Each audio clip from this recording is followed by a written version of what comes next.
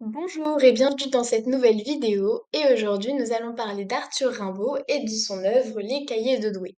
On va analyser les thématiques, le parcours émancipation créatrice, certains poèmes et nous allons faire une fiche de lecture un petit peu plus globale. C'est parti! Donc, tout d'abord, quelques mots concernant son auteur qui vont nous être très utiles pour bien comprendre les enjeux des poèmes. Arthur Rimbaud est un poète du XXe siècle. Il écrit sur un très court laps de temps, puisqu'il écrit de ses 15 à ses 20 ans, donc uniquement pendant 5 ans. Il écrit donc à l'âge de l'adolescence, l'âge de tous les changements, durant lequel l'individu change et fait une expérience du monde renouvelée. Ces cahiers de Douai vont retranscrire cette nouvelle perception du monde, ses rêves, ses valeurs, ses idéaux, son nouveau regard porté sur le monde, nouveau puisqu'il passe de l'enfance à l'adolescence et qu'il y a donc des changements dans sa manière de percevoir, de concevoir les choses. Alors, tout d'abord, quelque chose qu'il faut savoir de manière incontournable, indispensable. Rimbaud a un rapport au monde très conflictuel. Tout d'abord, il s'entend très mal avec sa mère. Il va faire de nombreuses fugues, il va tenter de rejoindre Paris. Il rencontrera Paul Démeny, qui deviendra son ami et à qui il confiera les poèmes que vous lisez aujourd'hui dans les cahiers de Douai. Et c'est ce dernier qui les publiera, heureusement, à titre posthume. Rimbaud entretient une relation très fougueuse avec Paul Verlaine, un autre poète plus âgé que lui, avec lequel il s'échappera, donc encore une fugue, ce qui inspirera le recueil Une saison en enfer. Cette relation s'arrêtera suite à des coups de feu tirés par Verlaine en direction de son jeune amant, puisqu'en effet, Verlaine avait beaucoup de difficultés à supporter l'extrême fougue, l'énergie débordante de Rimbaud. À l'âge de 20 ans, Rimbaud arrête définitivement la poésie et se consacre au voyage, au trafic d'armes. Il devient négociant, entre autres. Il mourra à l'âge de 37 ans. Quelques mots maintenant concernant l'œuvre. Les cahiers de Douai ont probablement été écrits en 1870, c'est-à-dire lorsque Rimbaud avait l'âge de 15 ans, de 16 ans. Ces 22 poèmes n'ont jamais été destinés à la publication. En effet, Rimbaud, après les avoir confiés à son ami Paul Démeny, lui a demandé de les brûler, puisqu'il voyait en eux des erreurs de jeunesse. Mais son ami ne l'a pas fait. Au contraire, il les a publiés à titre posthume, donc après la mort de leur auteur, et tant mieux pour nous, sinon nous n'y aurons jamais eu accès. Ces poèmes sont des poèmes lyriques, c'est-à-dire des poèmes dans lesquels le jeu est au centre du texte. Rimbaud met en valeur ses émotions, notamment à travers la ponctuation qui va être très expressive, ainsi que les très nombreuses apostrophes. Il va aussi souligner l'importance de la nature, avec laquelle il va être en harmonie. Et la femme aura aussi une place majeure dans cette œuvre. Mais ce lyrisme s'accompagne aussi d'une dimension critique, puisque Rimbaud va y ajouter une tonalité satirique, en dénonçant la guerre, la bourgeoisie ou encore la politique de Napoléon III. On va maintenant passer à l'analyse de certains poèmes. Alors évidemment, les poèmes analysés sont analysés de manière générale et on ne va pas forcément rentrer dans les détails. C'est une analyse qui convient bien sûr à la dissertation, mais qui ne convient pas pour préparer l'oral. Donc, je précise également que on ne va pas analyser tous les poèmes. J'en analyserai que certains sélectionnés. Et on va commencer par le poème roman, qui est un poème majeur qui marque la transition entre l'enfance et l'adolescence. Comme le dit Rimbaud lui-même, et c'est très probablement son vers le plus connu, on n'est pas sérieux quand on a 17 ans.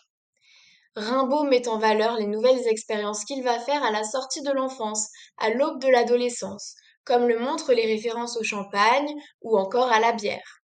Il décrit la nature de manière lyrique et méliorative. Elle est accueillante, elle est chaleureuse, et il se sent en harmonie avec elle. Je le cite. Les tilleuls sentent bon dans les bons soirs de juin. L'air est parfois si doux qu'on ferme la paupière. Une des expériences de Rimbaud dans ce poème concerne les femmes. En effet, il va faire la rencontre d'une femme dont il va tomber amoureux et qui lui écrira par la suite.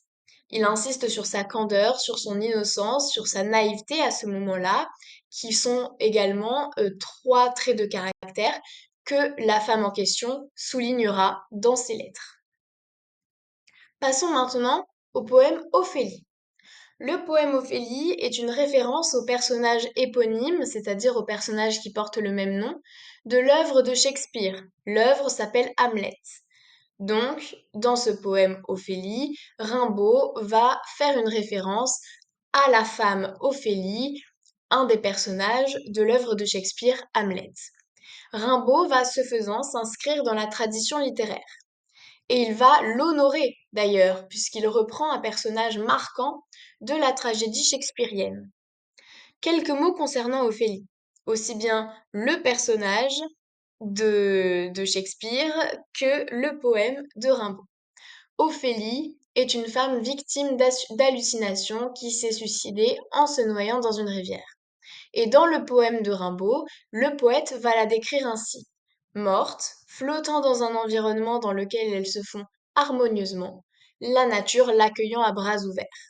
Rimbaud va donc opérer une esthétisation de la mort tragique de cette jeune femme. Passons au poème suivant, intitulé Le bal des pendus. Ici, nous sommes face à une réécriture de la ballade des pendus de Villon.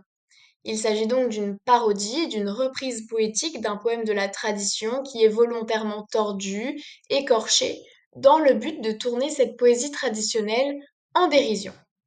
Mais dans l'acte même de tourner la tradition en dérision, eh bien, on repère que Rimbaud s'inspire de celle-ci, ce qui montre que, eh bien, il ne va pas s'en émanciper totalement, puisqu'il part de la tradition pour proposer autre chose. On va étudier maintenant le poème intitulé Vénus Anadyomène. Il s'agit d'un contre-blason. C'est une forme littéraire qui parodie le blason. Mais pour savoir exactement ce que c'est, on va d'abord commencer par définir le blason.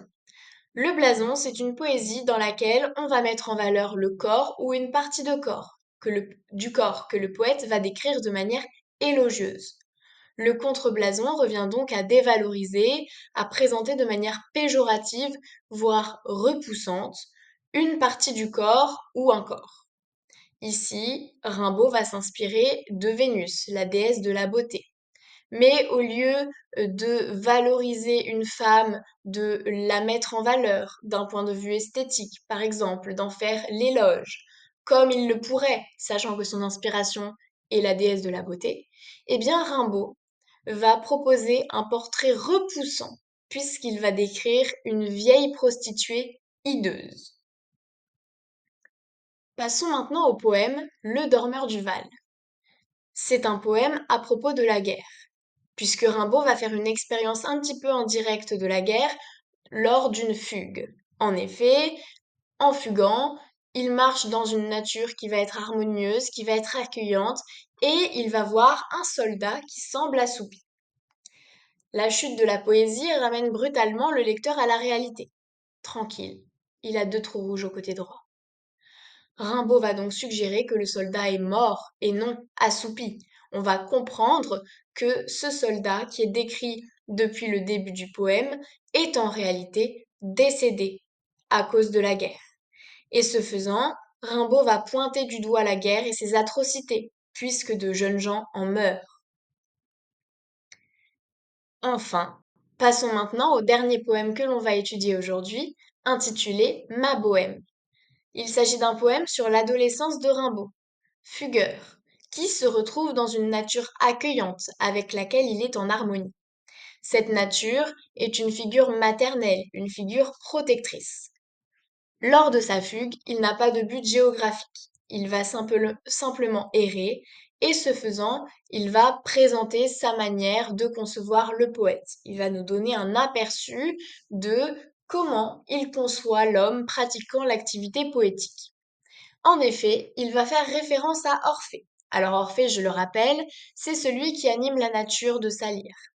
Mais il va aussi faire une référence plus humoristique au petit poucet, puisque comme le petit poucet sème des cailloux, eh bien Rimbaud va semer des rimes. Il s'appuie donc sur une image traditionnelle de la poésie, Orphée, ainsi que sur le petit poucet pour illustrer la figure du poète en errance, du poète vagabond.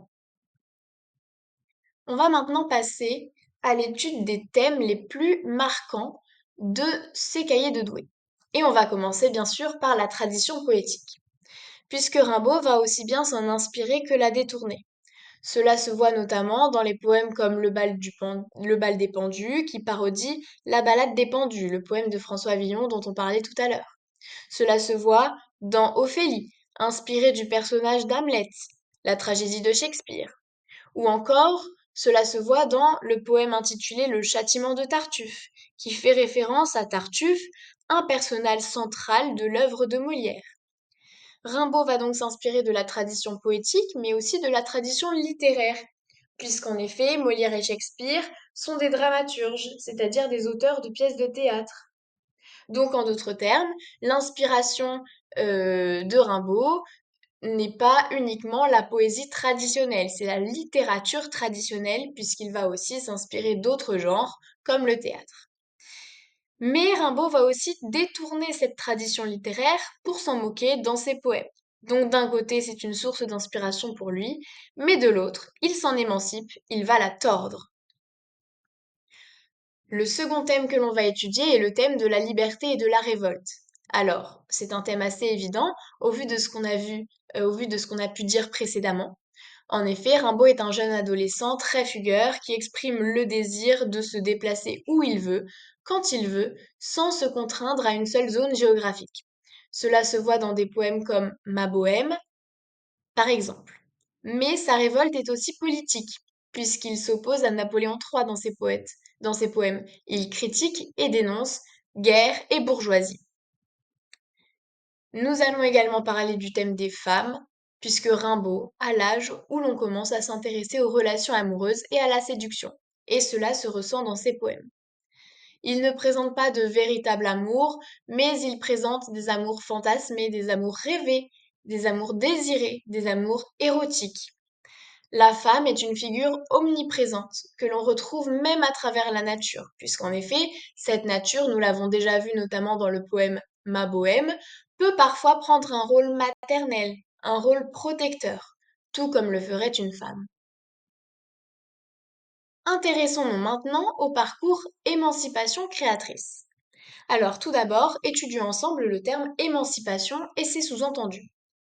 Émancipation est un terme qui renvoie à la libération. Il s'agit de se libérer de quelque chose, et même de plusieurs choses, comme le suggère le mot au pluriel. Il y aurait donc, en d'autres termes, plusieurs libérations.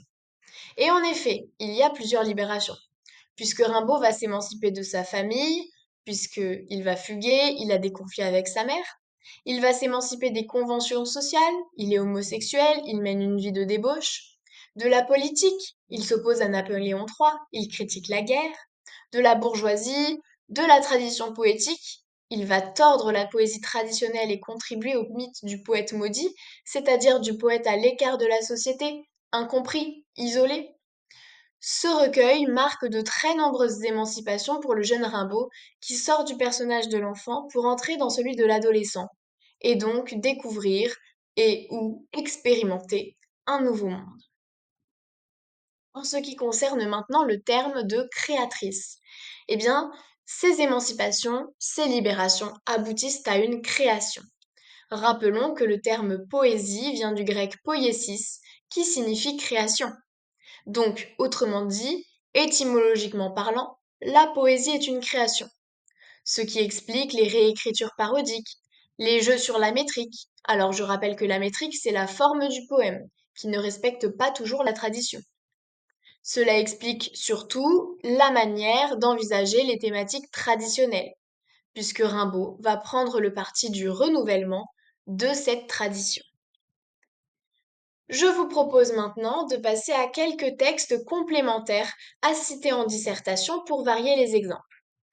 Tout d'abord, nous allons étudier le poème Zone d'Apollinaire. Alors, je vous propose quelques vers de ce poème. Évidemment, ce ne sont que les vers du début, le poème est plus long et je ne peux pas tout citer. Mais je vous invite à aller le lire en entier. À la fin, tu es lasse de ce monde ancien. Bergère, ô tour Eiffel, le troupeau des pompes belle ce matin. Tu en as assez de vivre dans l'Antiquité grecque et romaine. Ici, même les automobiles ont l'air d'être anciennes. La religion seule est restée toute neuve, la religion, est restée simple comme les hangars de Porte Aviation. Quelle petite remarque peut-on faire sur ce début de poème? Eh bien, on repère des thèmes modernes et des mots inhabituellement employés en poésie, comme par exemple Tour Eiffel, automobile, hangar. On peut d'ailleurs retenir le premier vers de ce poème, qui renvoie de manière métaphorique à la tradition poétique. Le poète exprime sa lassitude vis-à-vis de celle-ci, puisque c'est aussi celle-ci qui est désignée par ce monde ancien. Cela explique pourquoi il aborde de nouvelles thématiques qui semblent en contraste avec la tradition dans ce poème. On va maintenant passer à l'étude du poème intitulé Le crapaud de Tristan Corbière. Un chant dans une nuit sans air. La lune plaque en métal clair les découpures du verre sombre. Un chant, comme un écho, tout vif, enterré, là, sous le massif. Ça se tait. Viens, c'est là, dans l'ombre. Un crapaud. Pourquoi cette peur, près de moi, ton soldat fidèle? Vois-le, poète tondu, sans aile, rossignol de la boue. Horreur! Il chante. Horreur! Horreur pourquoi? Vois-tu pas son œil de lumière? Non, il s'en va, froid, sous sa pierre. Bonsoir, ce crapaud-là, c'est moi. Que dire de ce poème? Eh bien, tout d'abord, Corbière rompt avec la tradition. Du point de vue d'abord de la métrique, on repère qu'il fait un sonnet inversé. On a deux tercets, puis deux quatrains, au lieu de l'inverse.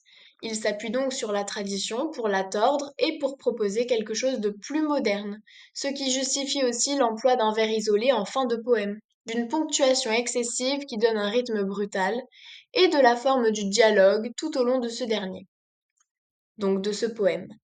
La rupture avec la tradition, ou autrement dit, l'émancipation par rapport à la tradition, se repère également grâce à la comparaison du poète au crapaud. Le poète, traditionnellement, est une figure valorisée, une figure noble, une figure élevée, qui se distingue des autres hommes par sa supériorité. Mais en se comparant à un crapaud, Corbière va décrédibiliser et rabaisser le poète au point de l'humilier. Et voilà, ce cours est terminé. J'espère qu'il vous aura intéressé et je vous dis à très bientôt.